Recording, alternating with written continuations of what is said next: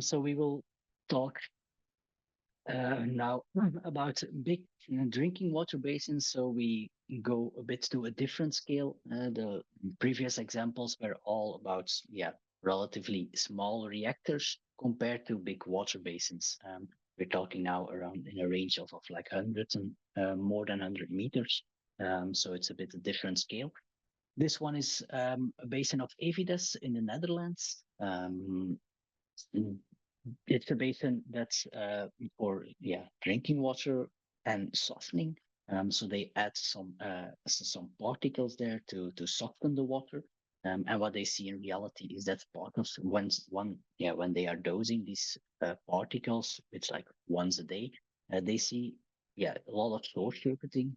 After a few hours, 2 hours, they see a lot of short circuiting already at their outlet, and these particles can cause some problems later onwards in the treatment process of the drinking water. So that's of course what they want to avoid. So how do we do this? We start from the real basin, the real geometry, the real bathymetry, as you can see in the middle, the real depth of the basin, and then we build this in our own software. We also include some aerators, as typically these basins are sometimes also aerated, not always, or it's not always on. In summer, typically it's on, in winter it's off. So that can really change how the flow goes. And that's something that we can investigate. So in the current situation, what do we see in the flow pattern? You can see that from the inlets, the water just flows straight to the other side of the basin and flows to the outlets. So that's the short circuiting that we could really observe very clearly in our simulations. So what do we want to do? We try to remove the short circuiting. For example, what we try to do is put a baffle in front of the inlet and see how this impacts the flow. If we go to these scenarios, we can see that the flow pattern changed completely. So we had more flow along the sides of the basin, which would make the path that the particles would take to the outlets a bit longer, which would be beneficial for the softening process.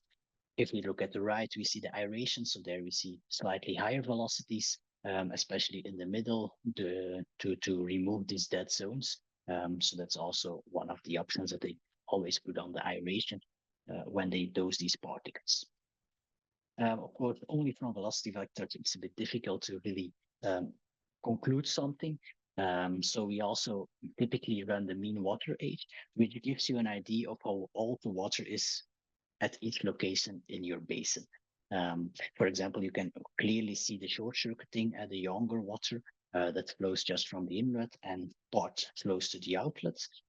In our new simulation with the scenario, we had this big dead zone in the middle. And when the aeration is on, we have a very uniform mean age in the basin. Only at the side you can see the incoming flow still visible. If we include here also particles, so we also did some particle tracking, and we could investigate how long it takes from the inlets before they get to the outlets. And that gave us very interesting results. For example, in the current situation, we could clearly see that after 1, 2 hours, few hours, we could already see that they are appearing at the outlet. And that's the real short circuiting that they were also observing. While with our scenario, so with this baffle, it gives us a few extra hours before we could monitor these particles at the outlets. And also with aeration, that's the case due to the extra mixing that we do there.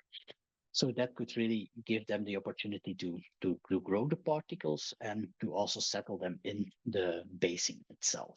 So that's a very practical way of how we can use CFD. As a final case, I also would like to show this one. So this is a basin of also in the Netherlands of PWN. You see here, it's also a softening process where they put particles, and it's the white colors that you see here. And we had a very good match with our CFD because it was visually very clear. So this is our CFD simulation, and we could see we had almost a perfect overlap, and we could also really visualize the short circuiting here.